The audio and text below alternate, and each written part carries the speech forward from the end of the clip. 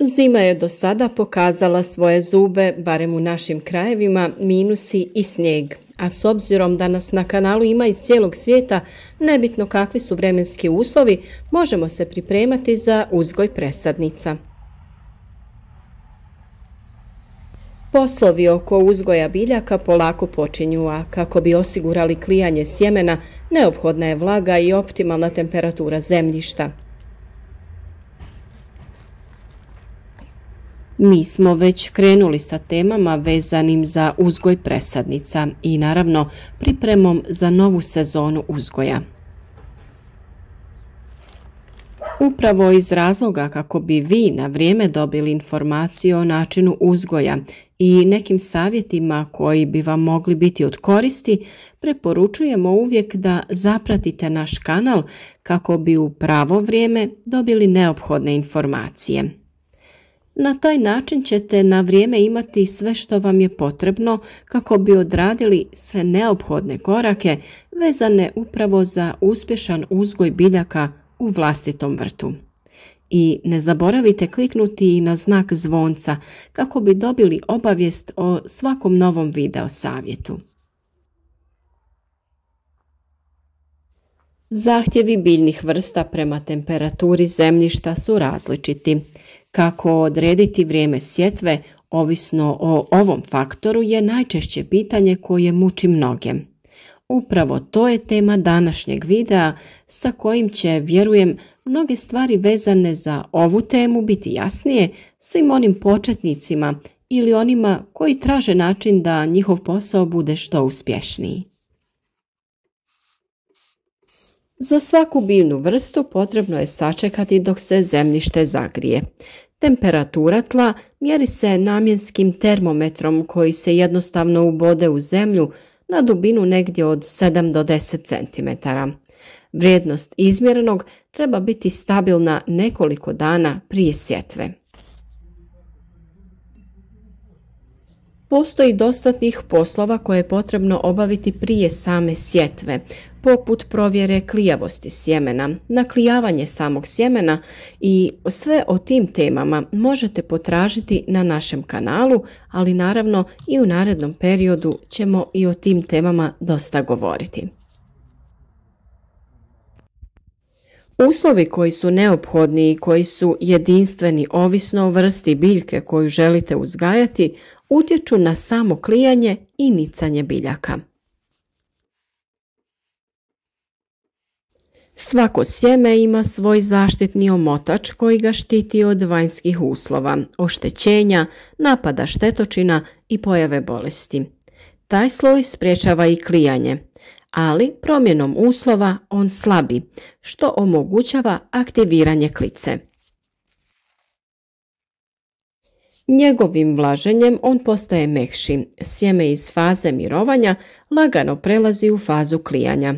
Osim vode, potrebno je osigurati i optimalnu temperaturu zemljišta.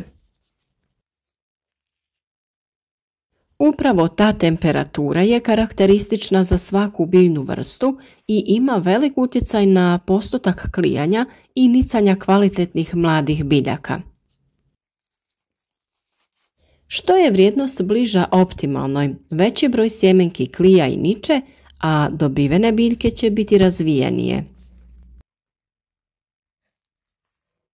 Naravno, na našem kanalu već imate dosta video savjeta o uzgoju povrća od sjemena do ploda, pa potražite sve što vas zanima.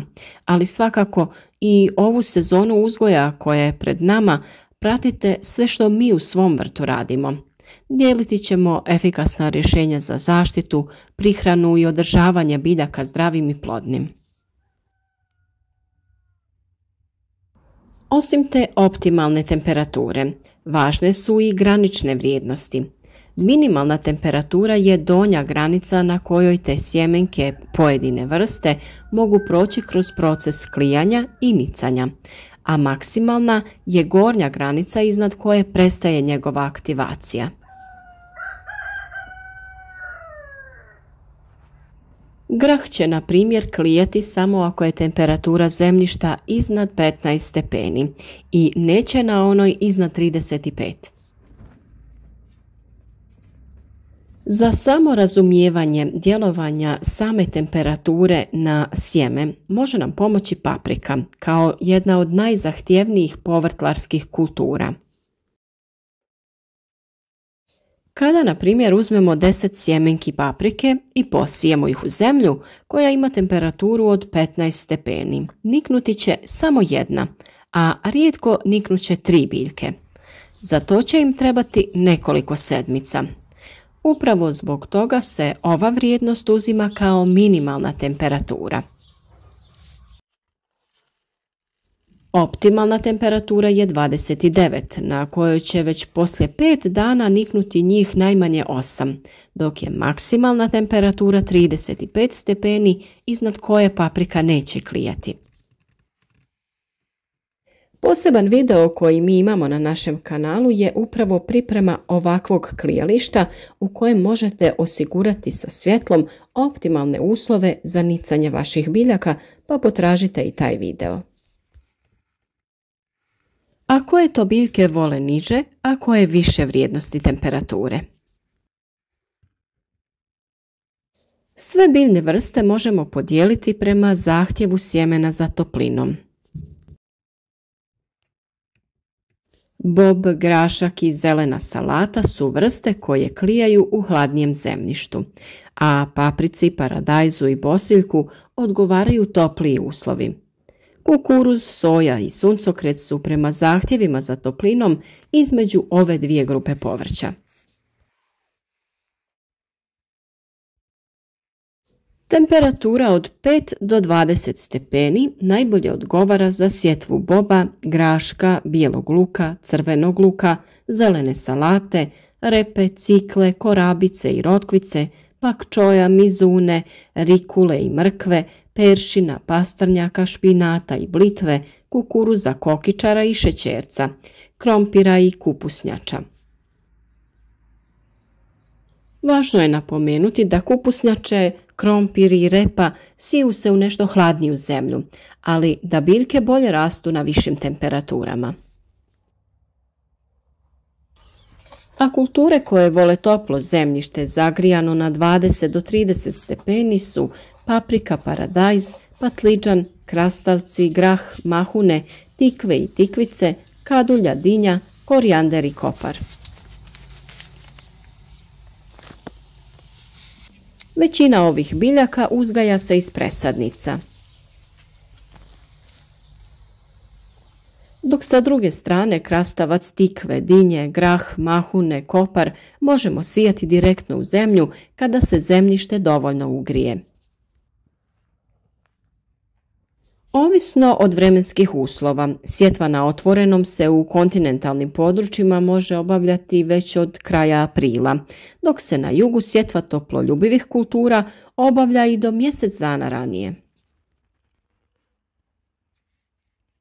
Potražite na našem kanalu i razne video savjete o svakoj od biljaka posebno ili nekim temama koje se tiču općenitog uzgoja.